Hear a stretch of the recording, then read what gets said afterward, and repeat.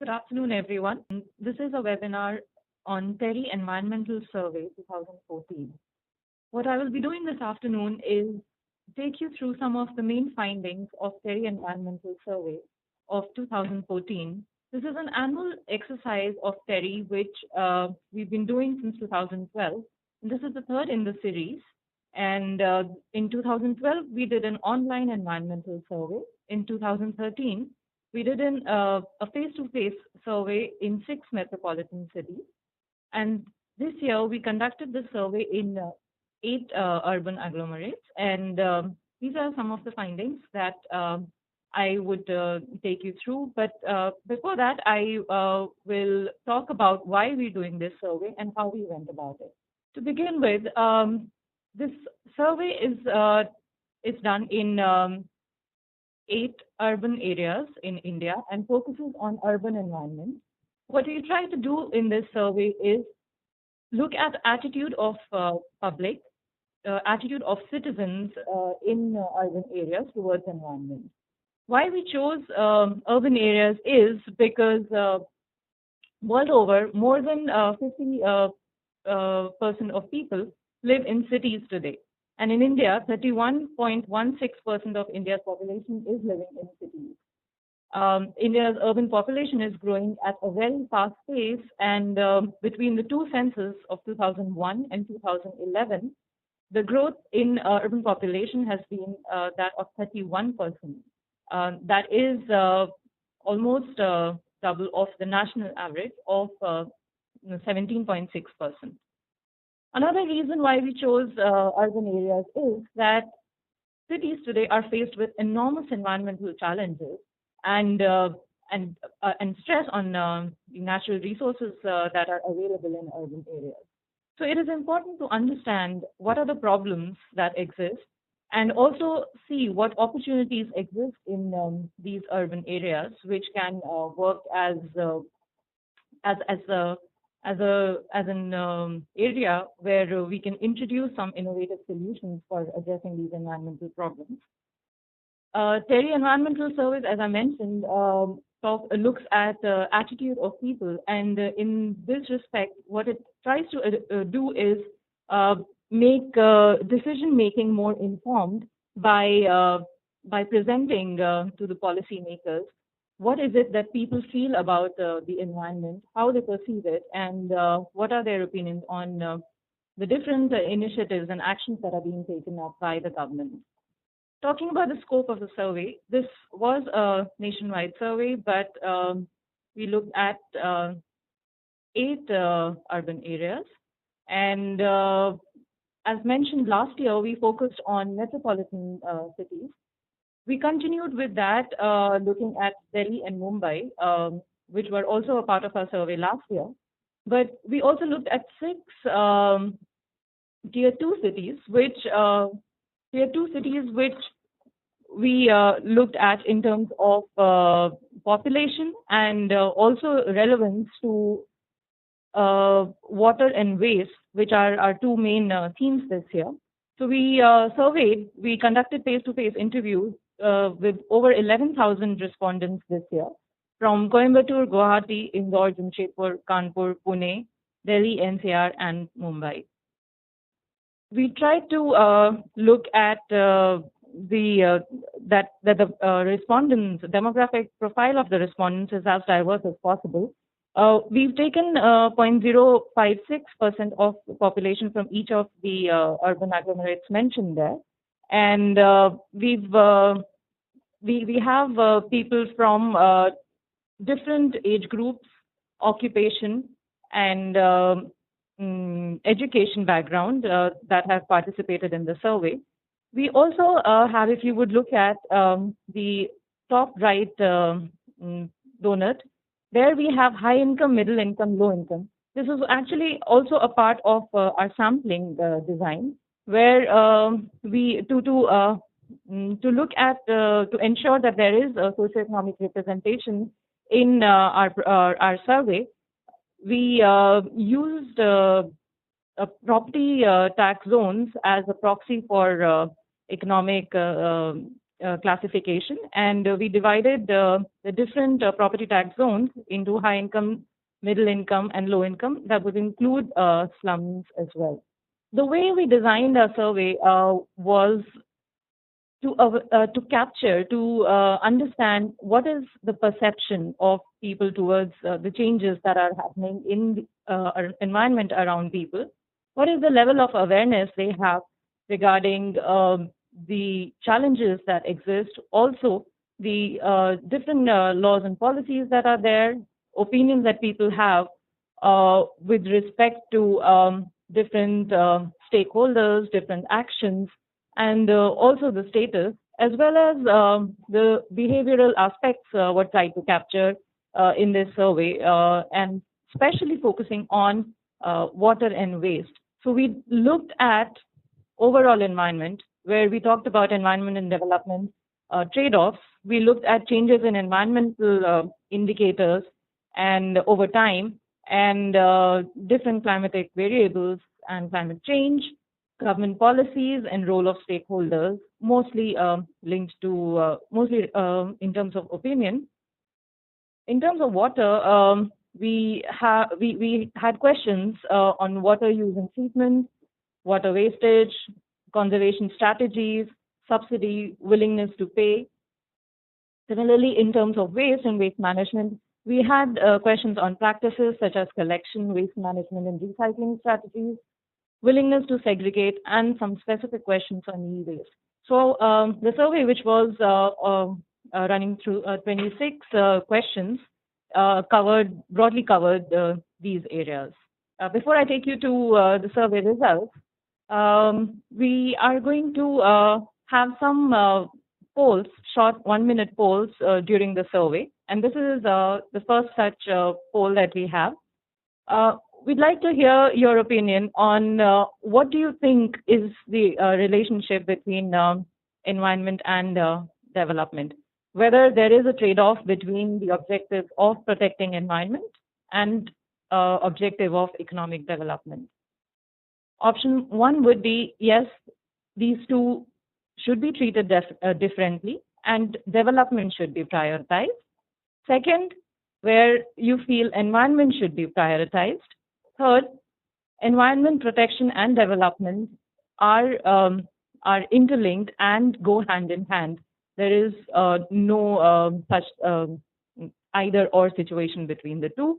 And the final one is can't say.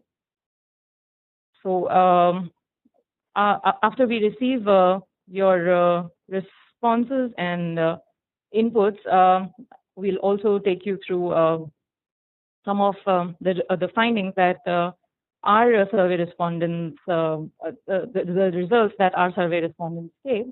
So talking about environment and development, before I let you know what the poll results have been from the attendees of this webinar, I'll tell you what our survey respondents said.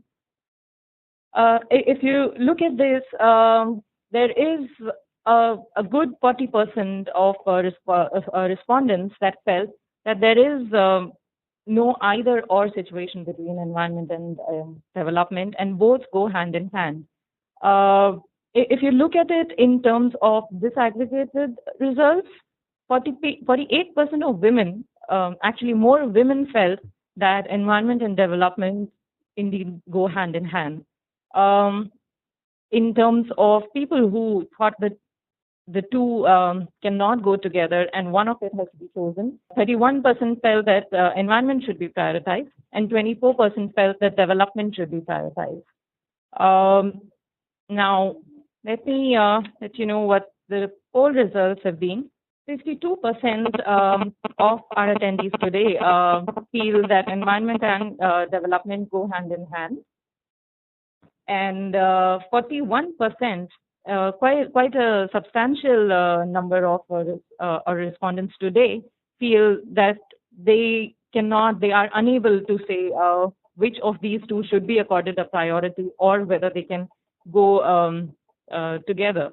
And 1%, only 1% felt that development should be given a priority, and 5% felt that environment should be given a priority. So if you look at the responses that we got from all these cities across India and in different educational and economic backgrounds, socioeconomic backgrounds, we feel that it is true that most people even here feel that environment and development should go hand in hand. But in terms of response between whether environment should be accorded priority or development should be given priority, the response has been much, much lesser. If I look at how the response has been different across cities, it's there's this graph, the bar graph will tell you that the response that we got of environment and development going hand in hand emerged most strongly in the cities of Coimbatore and Guwahati.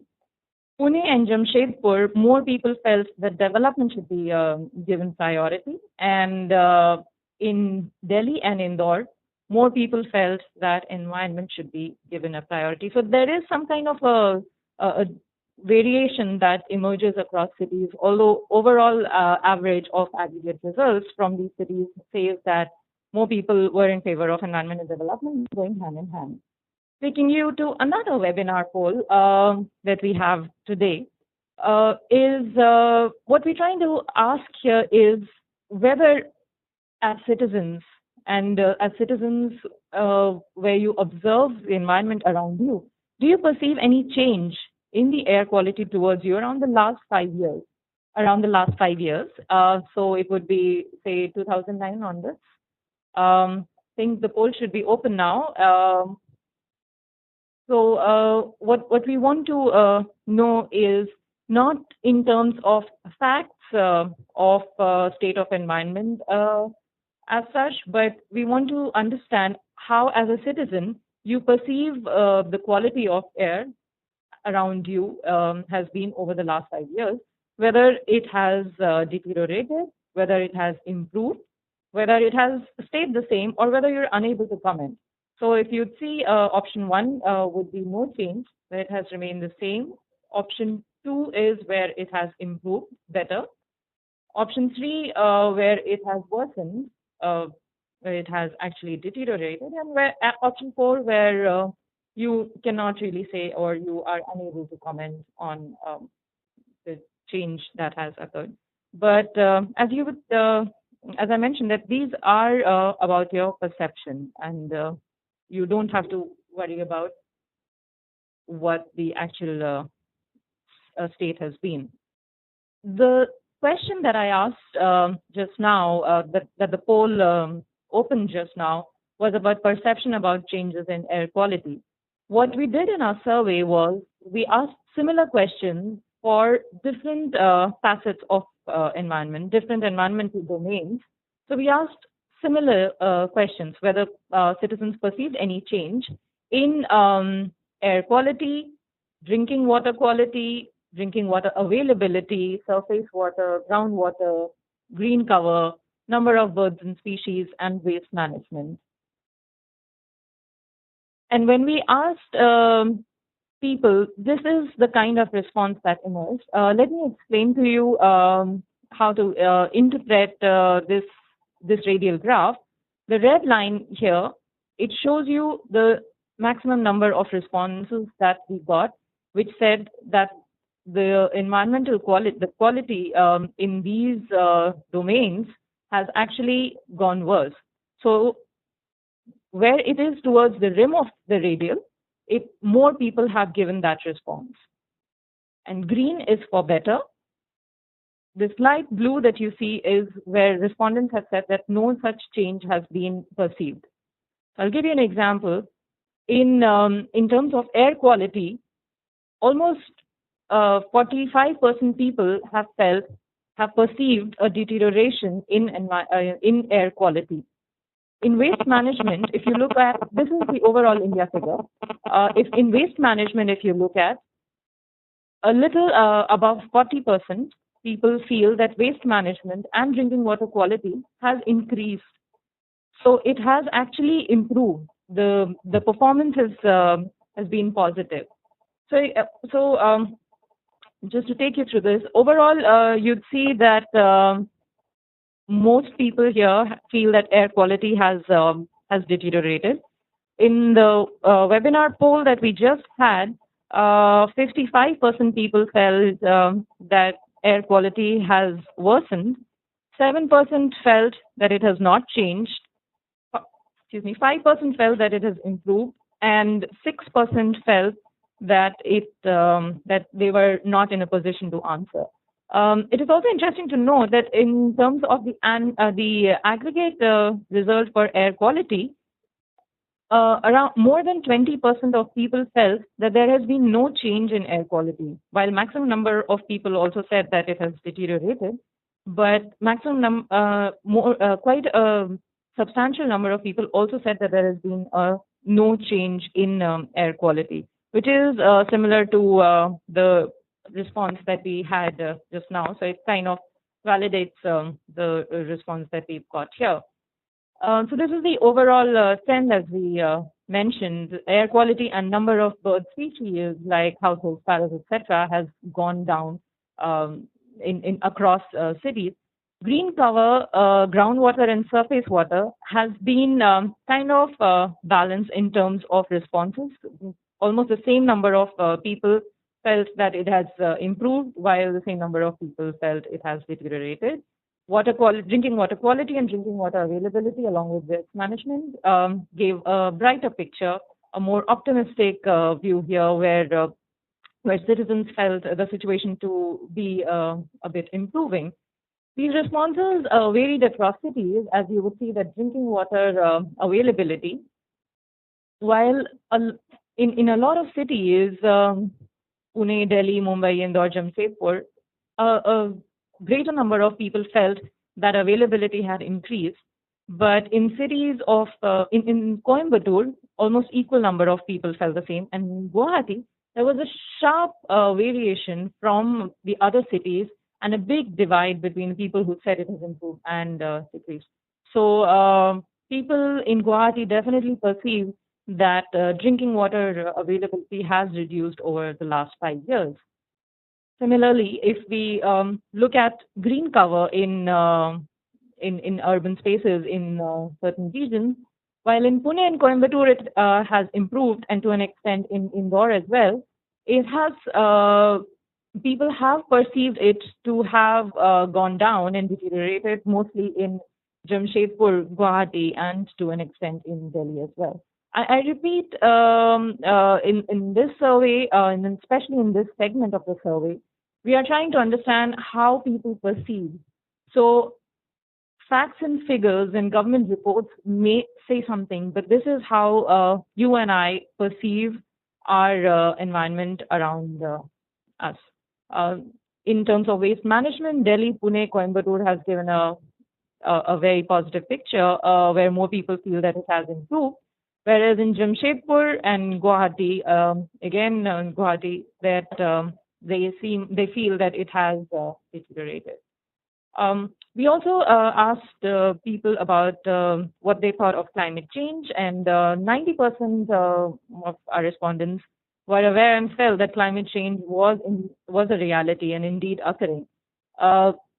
In terms of city-wise response, also this was pretty much uniform across cities, where majority of respondents felt that climate change was happening. Although in Mumbai, Delhi, and Indore, it was lowest, and Coimbatore had the highest awareness. But as I said, by and large, in all these cities, majority felt that it was.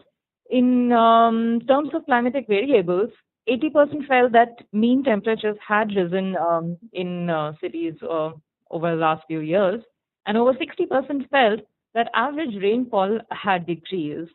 Similar trends were also seen in extreme wind patterns, etc. And I'd just like to mention that this was uniform across cities, except rainfall, where more than 60% people felt that rainfall had decreased, while in Indore, more people felt, a higher percentage of respondents in Indore felt that rainfall had actually increased.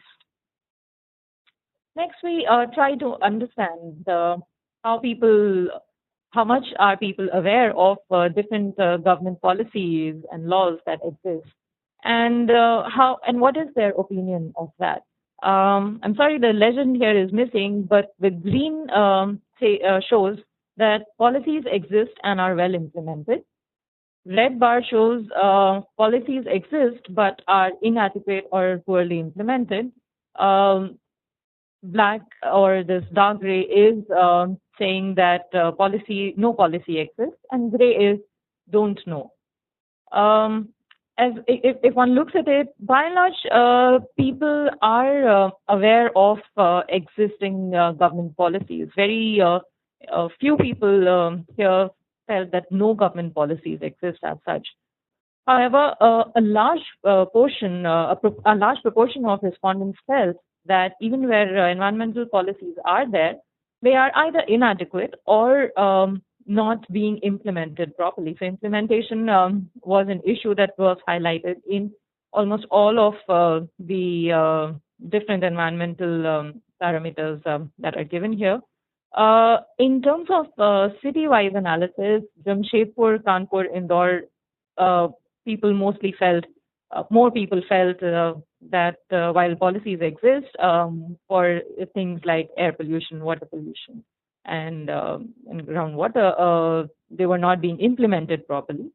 In Coimbatore and Pune, more participants felt that policies were implemented as compared to other cities. Other than government and its policies, there are different stakeholders which have a role in environment and in protecting environment. You ask people to rank the different stakeholders. What emerged was that almost 40% assigned first rank to the government and 29% to consumers. This was, again, uniform across cities except Jamshedpur Jamshedpur, where government was not given such a high rank, and Kanpur and Delhi, where consumers were not given such a high rank. In general, lower ranks were given to business and academic organizations, except, again, Jamshedpur, which did not give business that higher rank in terms of the role that they have played in protecting and safeguarding the interests of the environment. As I mentioned, other than overall environment, we focus on water and waste. Now we'll run you through some of the findings of water. But before that, one quick poll again. And this is a question what I would like to pose to you is, what in your opinion is the biggest cause of wastage of water in your city? Option A, leakages from taps or faucets in households. B, leakages during distribution, could be from municipalities, pipes, tankers, etc. to your house. Option C, too much water is being used. That is basically the issue of overconsumption, and mostly due to lifestyle changes and lifestyle patterns. And D, if you think that water is not being wasted, and E, if you do not have an opinion here. Scarcity of water is increasingly becoming an issue, and it is set to become a more pressing issue with population increase and pressure on resources. And in this respect, it is important to understand what is really leading to this wastage and how we can address this or control it. For that, we need to understand the reason. Some of our findings with respect to water use practices that exist, we found that majority of the respondents relied on municipal water for drinking and household purposes, more than 73%. This was very much expected, but 10% of respondents relied on bottled water or groundwater. This was across cities, almost with slight variation. And over 50% of people, while they're relying on municipal water, are treating water before consumption. And this something that you should probably notice here is that more people here are actually uh, from lower income localities are not treating. Only 30% of population is treating water for consumption. And the main reasons for wastage, the question that we just posed to you, are overconsumption, leakage from faucets and taps, and losses during distribution were identified. If you look at the responses that we've got from you, leakages during distribution has been identified as the biggest reason for wastage, which is 33%, and this is followed by overconsumption, 31%. Um, 8% people feel that leakages from taps and faucets within households is also an important reason.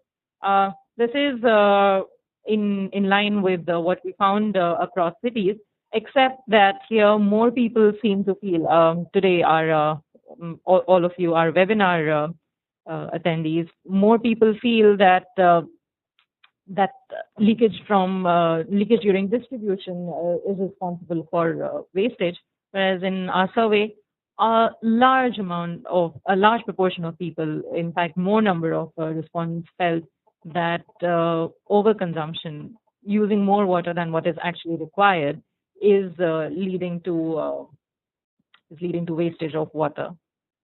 Another question what we would like to ask you is something that we asked our respondents in different cities is uh, whether consumers here should pay the actual cost of water that reflects the scarcity value of water and discourage waste.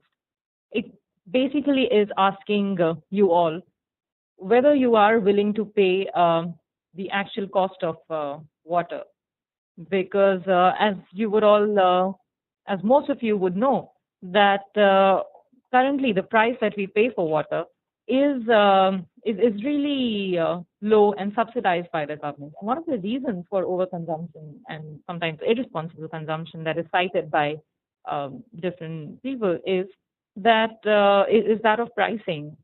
So in this context, we wanted to understand that if one was to pay the actual cost of water to reflect its scarcity value, then would it discourage wastage? Because as we saw that overconsumption was an important uh, factor, or overconsumption was one of the biggest reasons for wastage of water amongst households and individual users.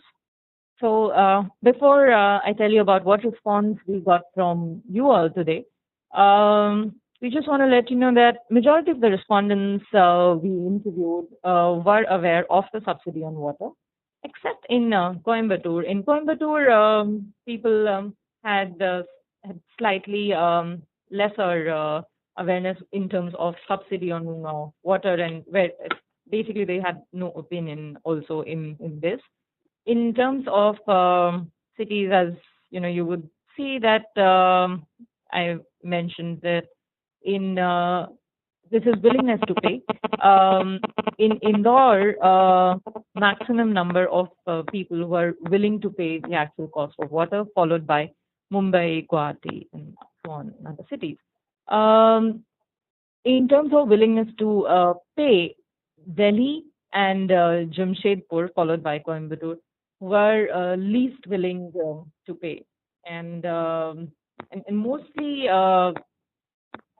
it was respondents from Indore, Kanpur, Guwahati, Pune, and Mumbai who were willing to pay, which actually contributed to our overall finding, where 50% of the aggregate results from India. These were mostly high and middle income groups that were willing to pay, and only 34% of respondents from lower income groups were willing to pay actual cost of water.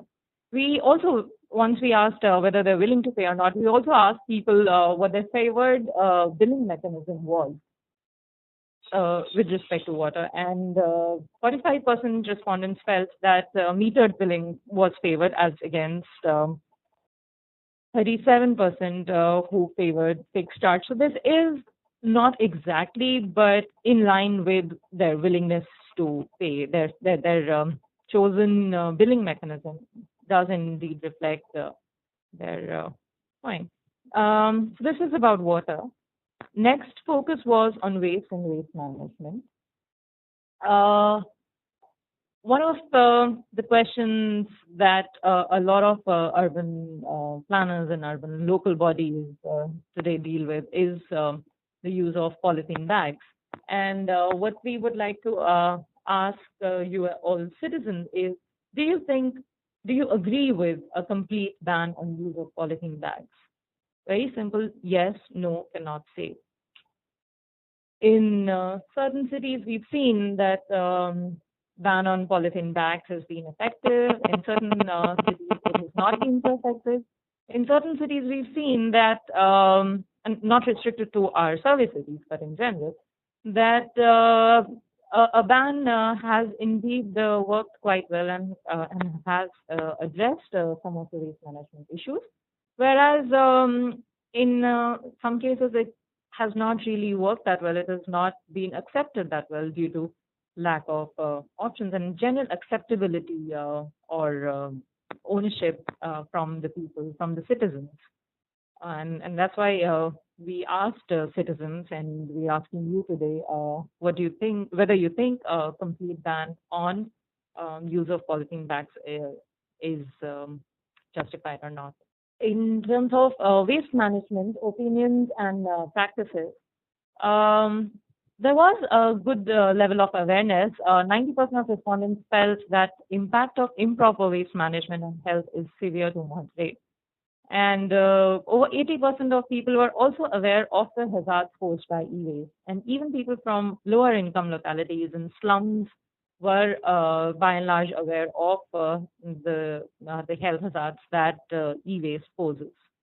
In terms of disposal practices, most respondents were either repairing or reusing electronic appliances. If not, they were selling it in second-hand markets or giving it away to underprivileged or others.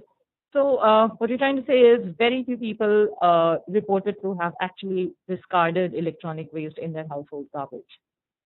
An interesting point that came here was that while a lot of people felt, if you remember our initial radial diagram, that waste management has improved, but nearly 50% of the respondents here reported that garbage was not being collected from their houses. And this is something that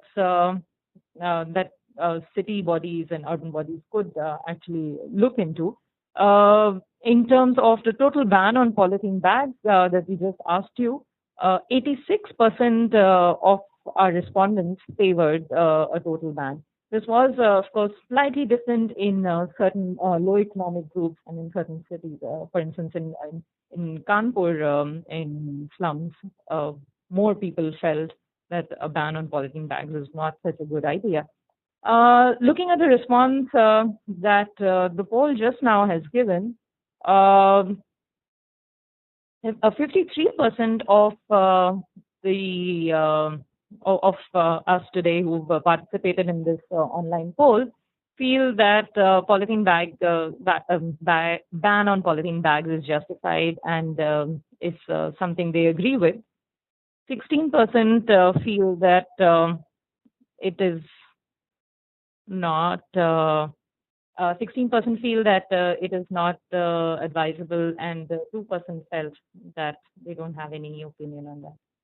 We asked different people, different respondents, that whether there has, in terms of waste management strategies, because waste management was seen as an issue and people were aware of the impact, health impact, etc.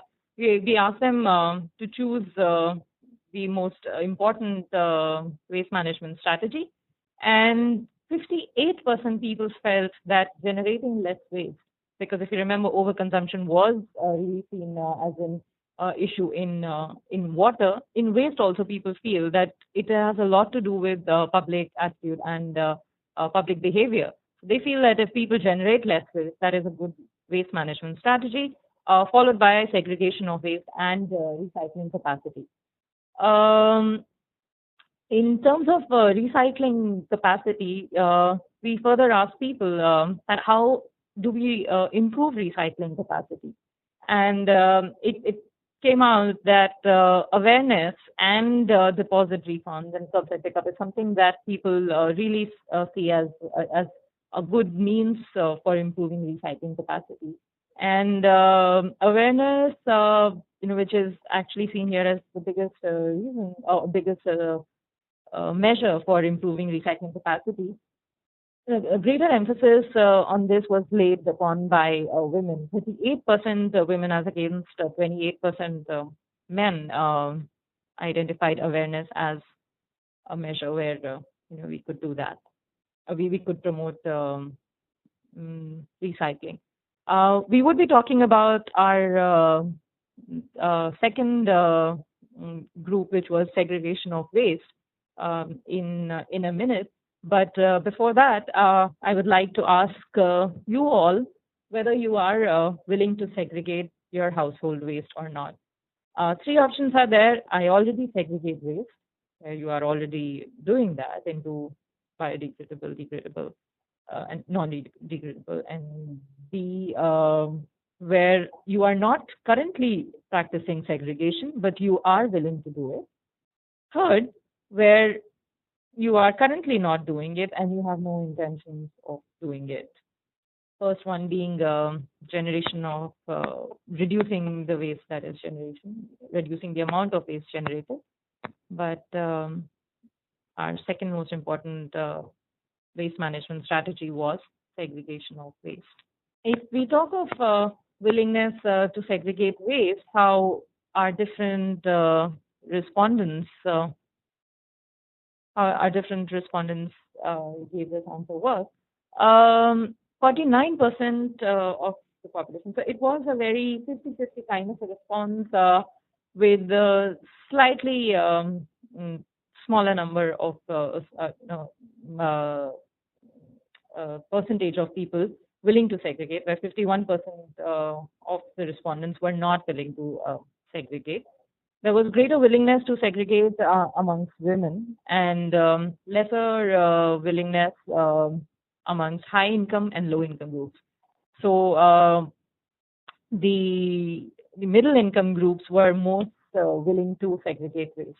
And as you would see in this bar graph, it is in cities like Coimbatore, Guwahati, Kanpur that more people are actually willing to segregate. So yellow is where people are not willing to segregate. As one would see that Jamshedpur, its least number of people are willing to segregate waste. We also asked people, depending on the response that they gave, whether what are the reasons that dissuade them from segregating waste. And most of the people, 34% of people, felt that they were not segregating because they felt that this was the municipal body's responsibility and not something they should be doing at household level or individual level. And this was followed by space constraints and just the fact that segregation of waste is a cumbersome task. In terms of municipal bodies' responsibility, while people across cities felt that, but most people in Jamshedpur and Pune felt that, and Indore residents cited space constraint as the biggest issue. People who were segregating or willing to segregate waste, it was found that in Guwahati and Kanpur, more people were segregating waste, and people who were willing to segregate because they felt that it is something they owe to the environment and they see it something beneficial to the environment as something contributing to a better environment. Coimbatore, Guwahati, and Mumbai, people identified this as a reason. Now, just to tell you what our response here said in terms of willingness to segregate. It is a very optimistic picture with 48% of the people felt that they are willing to segregate waste, which is still lesser than what we got from our sample across cities, but still it is almost there. 48% and 26% said that they are already segregating waste, and only 4% people felt that they are not willing to segregate waste. Unfortunately, we cannot understand the reasons behind it. But if one sees from the reasons that we got from our sample across cities, that they seem to be three main reasons. One, it is very tedious. There are space constraints involved, and ultimately, people see it as something that is a municipal body's responsibility. These are some of the key findings of the report. This was an extensive exercise, and as we mentioned, that there were about 26 questions covering a whole gamut of issues. But so this was just highlighting some of the things. But our full report is available freely at the web link given here.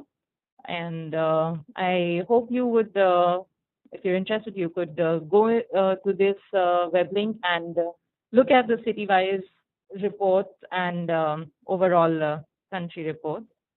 And thank you so much.